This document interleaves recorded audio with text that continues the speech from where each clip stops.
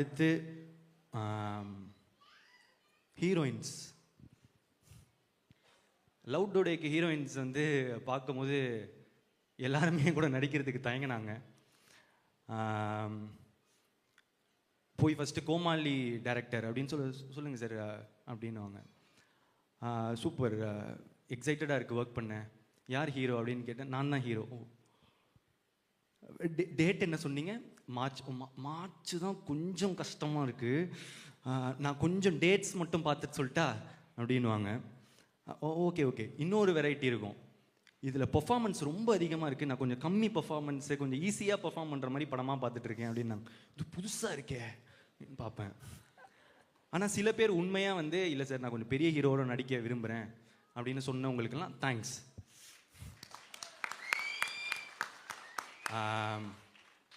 அப்படி இருந்த எனக்கு இந்த படத்தில் அனுப்பமா தான் ஹீரோயின்னு வந்து டைரக்டர் சொல்கிறாரு.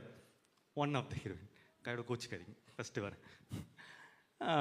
அனுப்பமா ஹீரோயின் அப்படின்னு வந்து சொல்கிறாங்க. நம்ம வந்து பிரேமம் ரிலீஸ் ஆகும்போது காலேஜ் நினச்சி பார்த்துருப்போமா அனுப்பமாவே நமக்கு ஹீரோயின்னு. ஸோ காலையில் அன்றைக்கி நாள் ஃபஸ்ட்டு செட்டில் நாள் அனுப்பமா வரான்னு சொன்னாங்க. ஆளுவா புழலிந்தீரத்துன்னு பாடிட்டு வைப்பில் இருந்தேன். ஆரோரம் இல்லா நேரத்து அப்படின்னு சொல்லிட்டு இருக்கும் போது அனுப்பமா வராங்க. பார்த்தா செம்ம க்யூட்டு, சூப்பராக நடித்தாங்க.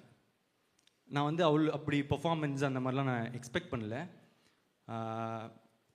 ஸோ தேங்க்யூ அனுப்பமா என்னோட நடித்ததுக்கு.